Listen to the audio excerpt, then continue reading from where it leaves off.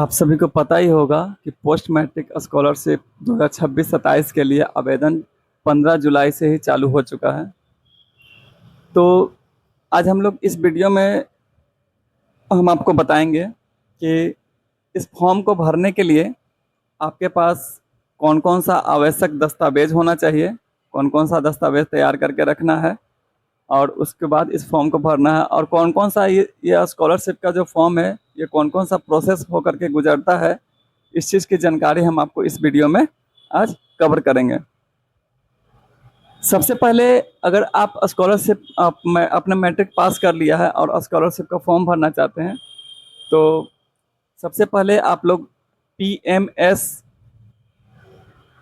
online.bihar.gov.in पर website पर आपको सबसे पहले आना होगा और इस वेबसाइट पर चल के हम समझते हैं कि क्या क्या डॉक्यूमेंट लगने वाला है और कौन कौन सा प्रोसेस से होकर के ये फॉर्म गुजरता है और कैसे आप लोग को ये सही तरीके से आप फॉर्म को भर सकते हैं, इस चीज़ को सीखेंगे। तो चलिए कंप्यूटर स्क्रीन पे आप लोग को दिखाते हैं। जैसा कि आप लोग कंप्यूटर स्क्रीन पे देख रहे होंगे, यहाँ पे जो इसका ऑफिशियल वेबसाइट है PMS online.bihar.gov.in, इस वेबसाइट पे आपको सबसे पहले चले आना है।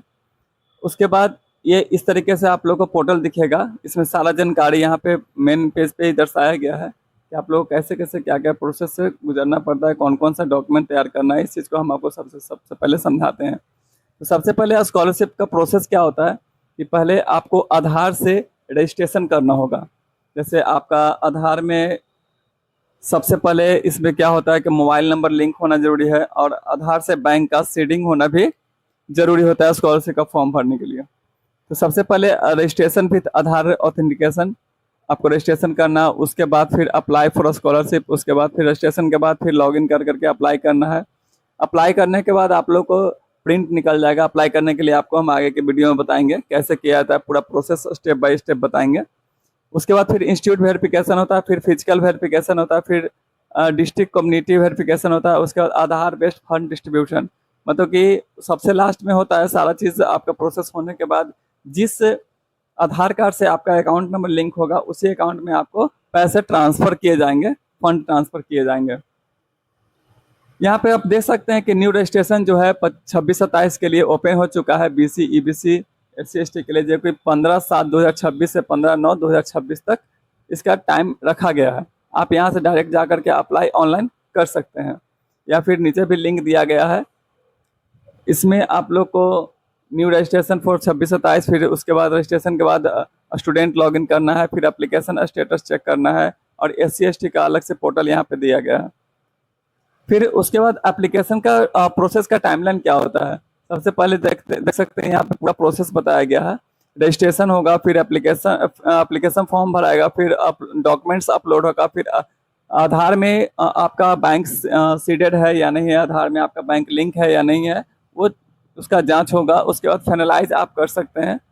फाइनलाइज करने के बाद इंस्टीट्यूट आपका डॉक्यूमेंट्स को वेरीफाई करेगा, फिर डिस्ट्रिक्ट लेवल पे आपका डॉक्यूमेंट वेरीफाईगा, फिर स्टेट का अप्रूवल मिलेगा, फिर स्कॉलरशिप का पेमेंट आपके अकाउंट में आ जाएगा। रिक्वायर्ड डॉक्यूमेंट में यहाँ पे देखते हैं कि रिक्वायर्ड डॉक्यूमेंट में क्या क्या होना चाहिए। सबसे पहले आधार कार्ड होना चाहिए आपके पास, जो कि आप सबके पास होता है, लेकिन इसमें बहुत सारे स्टूडेंट ऐसे हैं जिनका आधार से मोबाइल नंबर लिंक नहीं है, बैंक सीडेड नहीं है, तो उस चीज़ को आप लोग सब लोग क्लियर करवा लीजिएगा। फिर उसके बाद आप इनकम सर्टिफिकेट बनवा लीजिएगा जो कि फाइनेंशियल ईयर का होना चाहिए। मीन्स अभी आप लोग फॉर्म भर रहे हैं तो आपका जो इनकम सर्टिफिकेट, कास्ट सर्टिफिकेट और रेसिडेंस सर्टिफिकेट बनाना है वो 1 अप्रैल 2026 के बाद का होना चाहिए। ठीक है। उसके बाद कास्ट सर्टिफिकेट, 10th का मार्कशीट, 10th का सर्टिफिकेट और बोनाफाइड सर्टिफिकेट आपको इंस्टीट्यूट से बनवा लेना है। उसके बाद जो अभी आपका फ्री रिसिप्ट लगा है, मतलब कि जो भी आपका पेमेंट कॉलेज या स्कूल में जमा हुआ है उसको आप लोग को यहाँ पे लगाना है।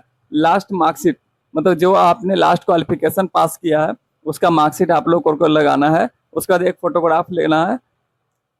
उसके बाद आधार सीडेड बैंक, मतलब कि जो भी आधार से बैंक लिंक है वो आप यहाँ पे देना है, वही बैंक आपको देना है। उसके लिए आपको आपको पता नहीं होगा कि कौन सा हमारा बैंक आधार से लिंक है, तो उसको जानकारी चेक करने के लिए, उस चीज़ को चेक करने के लिए यहाँ पे देखिए click here to Aadhaar seeded, यहाँ पे आधार सीडिंग का स्टेटस चेक करने के लिए यहाँ पे आप लोग को क्लिक करना है। अभी ये पोर्टल काम नहीं कर रहा है, लेकिन ये काम करेगा। अभी कुछ टेक्निकल एरर होगा, इस वजह से ये नहीं हो रहा है। यहाँ से आप लोग क्लिक कर करके अपना आधार नंबर डाल करके अपना बैंक का नाम देख सकते हैं कि कौन सा बैंक आपका लिंक है आधार कार्ड से। आप इस तरीके से सारा डॉक्यूमेंट बना करके रख सकते हैं। यही प्रोसेस होता है इस पोस्ट मैट्रिक स्कॉलरशिप भरने का बिहार के लिए। तो आप लोग सारा डॉक्यूमेंट तैयार रखेंगे, आधार पे आधार कार्ड को सही करवा लेंगे अगर जिनका भी गड़बड़ है। और जैसे ही ये सही तरीके से वेबसाइट वर्क करने लगेगा, अभी आप लोग को जल्दीबाजी नहीं करना है। जैसे ही सही तरीके से वेबसाइट वर्क करने लगेगा, एक नया वीडियो बना करके आप लोग को स्टेप बाय स्टेप फॉर्म भरने के लिए बता देंगे। आप उस तरीके से फॉर्म को भर सकते हैं। धन्यवाद।